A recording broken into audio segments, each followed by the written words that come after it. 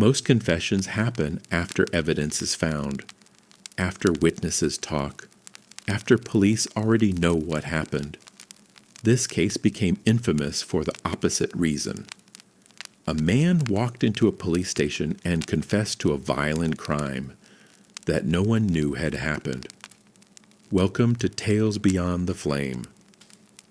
The man's name was Aaron Vale, 36 years old. No major criminal history, no active warrants. Worked irregular labor jobs and rented a room on the edge of town. People who knew him described him as quiet, nervous, and forgettable. On a cold Tuesday morning, Aaron entered a suburban police station just after opening.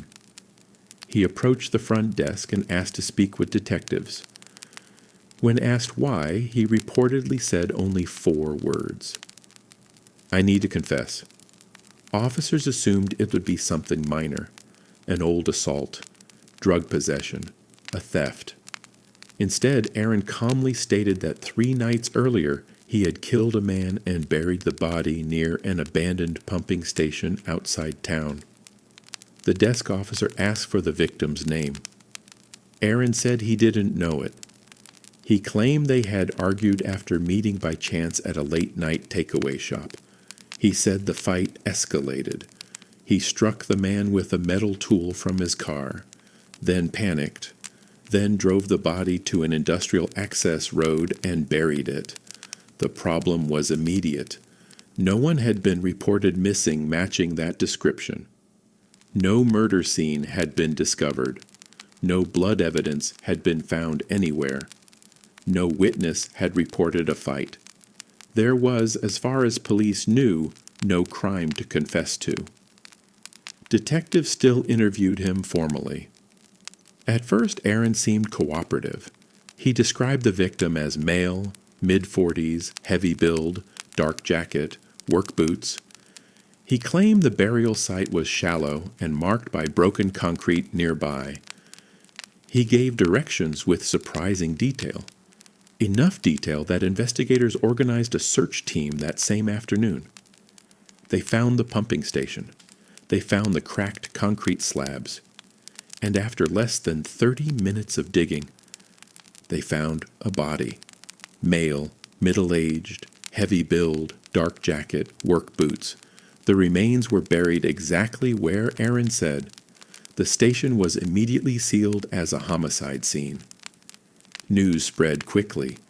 Police had gone from no known murder to a body in the ground because a stranger walked in and confessed.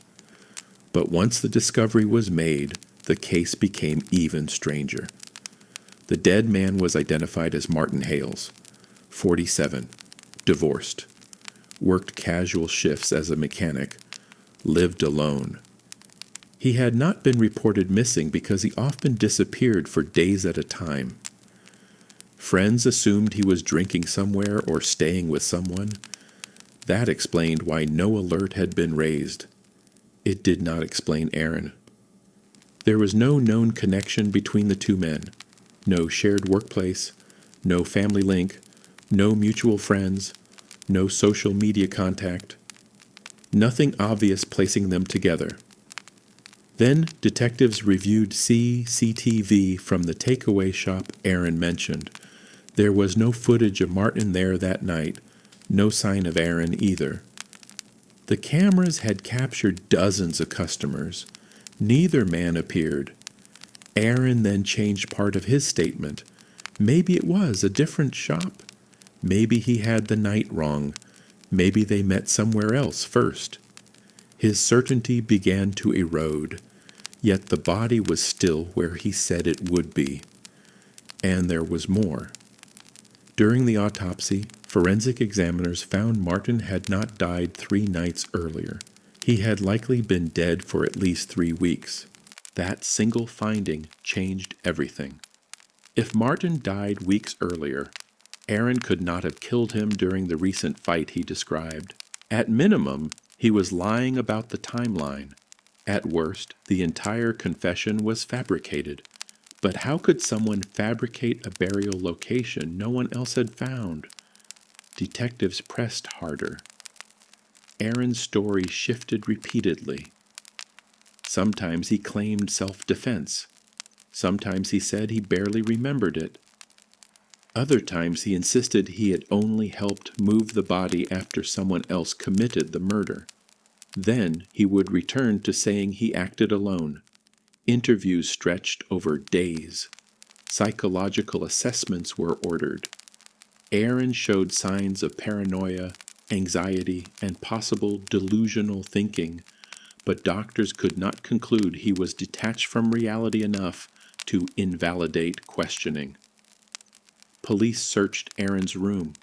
They found no blood-stained clothing, no murder weapon, no property belonging to Martin, no photographs, no notes about the crime, nothing. Then detectives uncovered a crucial detail. Aaron had once worked temporary maintenance shifts at the same industrial site near the pumping station nearly a year earlier. He knew the area well. He knew it was isolated. He knew where someone might hide something. Still no proven link to Martin. Then another lead emerged. A witness came forward claiming he had seen Martin weeks before the confession, arguing with two unknown men near a pub car park. One wore a high-visibility jacket. One drove a white van. Aaron owned no van and did not match either description. Investigators widened the net.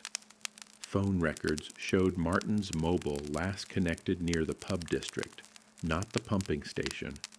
His bank card was used 2 days later by another person on security footage too poor to identify. Now detectives considered a disturbing possibility. Aaron had not committed the murder. He had discovered the body independently, or been told where it was, or stumbled into the case through rumor, and then confessed for reasons no one understood. Why would someone do that? Attention, mental illness, guilt over something unrelated, protection of the real killer. There were many theories. None fit cleanly. Then, during one late interview, Aaron made a statement that was never fully explained. He said, "I thought if I told you about him, the others would stop coming to my door." When asked who the others were, he refused to answer. He never explained it again.